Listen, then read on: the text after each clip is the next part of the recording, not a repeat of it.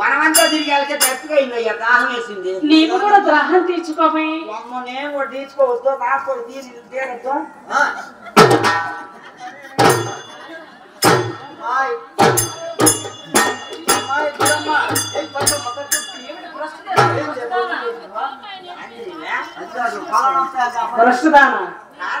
మరి కాళ్ళు చేతులు మాకు కడుక్కొని తాగను. చల్లదనాలి చాలా బాగున్నవి కానీ చెల్లి జలక్రీడలు ఆడాలనిపిస్తుంది ఈ కొలనులో. ఆడదామా? సరే జని, ఈ కొలను జలక్రీడలు ఆడుకుంటున్నాను. ఎవరైనా పురుషుడు ఇటువైపు వస్తే కాస్త వెళ్ళమని చెప్పవే. పురుషుడు వస్తే పొమ్మని చెప్పు. పురుషుడు రాకపోతే స్త్రీలు వస్తే రమ్మని చెప్పవే. పురుషులు వస్తే పొమ్మని చెప్పు. మగవాళ్ళు వస్తే పొమ్మను, పురుషుడు వస్తే పొమ్మను. అంటే ఇద్దరు ఒకటేనా? ఇద్దరు ఒకటేని. నేను పురుషులు లేరు మగవాళ్ళు లేరు అనుకో. వాయిస్ అన్న వాళ్ళే, గాల్స్ అన్న వాళ్ళే. అయ్యా సరే గాని అమ్మగారు నేను అలాగే చూస్తుంటాను. ఎవరు వచ్చినా నేను చెబుతా, పొమ్మని చెబుతా.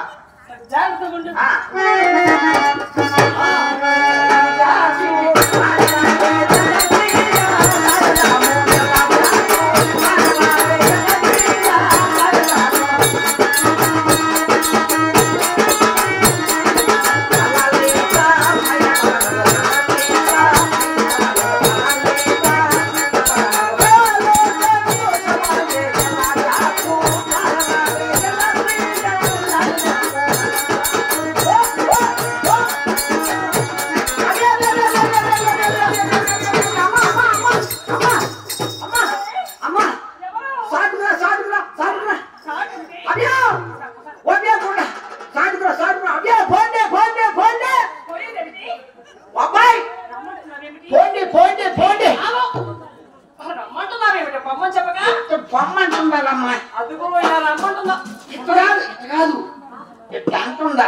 సరే కానీ అది మగవాళ్ళు ఎప్పుడు వస్తున్నారమ్మా. అది ఒక పొల చట్న ఆ కోనంలో కొలలో చెలి ఆ దురును వారేనా? అవి రాజహంసలే. రాజహంసలా? కలుపుకొనే ఏమిటి? కలకాలి భయం ఉండాలి మనసులు అనుకున్నాలమ్మా. అది అవి రాజహంసలు. సరే సగంలో ఉన్నది. మళ్ళీ చెయ్యమ్మా, మళ్ళీ చెయ్యి.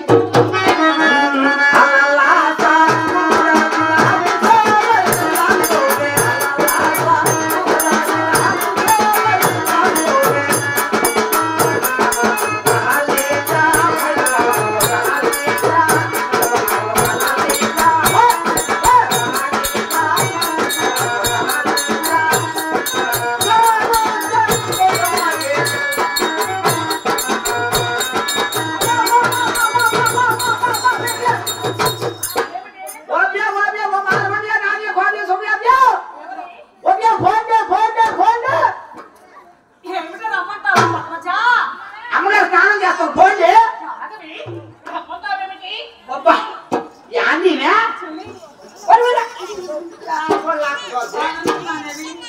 అదిగో అమ్మా ఇప్పుడు మగవాళ్ళు వస్తారు. ఏమంది ఈ మధ్య నీ కన్నులకి? అమ్మ అరుగమ్మా, అవి కొంగలే. నేను మనుషులు అనుకున్నాలే తల్లి. నేను నమ్మకోలే తల్లి. నువ్వు కూడా జలక్రీడ ఆడవే కాస్త. నాకు మొక్కుపోయినంతలే 50 రోజులు నీళ్లు పోసుకుని మొక్కున్నా. ఏ దేవుడికి? గాలి దేవుడికి. 40 రోజులు నీళ్లు పోసుకోవచ్చు, శరీరం అంత పిచ్చిపోద్ది. పోయిందిలే. చెల్లి పద్మజ, జలక్రీడలు ఆడి ఉన్నాం కదా, నా శరీరం చాలా మంచిగా ఉన్నది. కాస్త పాలు పుచ్చి జోల పాడవే. అంటే మహాతల్లి ఆదిలక్ష్మీదేవి వనమంతా తిరిగి పూలు కోసింది. ఆ కొరల్లో స్థానాలు ఆచరించేసరికి కాసేపు విశ్రాంతి కై కొనాలి, నిద్రించాలి, జోల పాడవే ఇక్కడ పవలిస్తానంటున్నది. ఏం పాడాలా? నాకేం రావే, మా తాత నేర్పింది వచ్చు.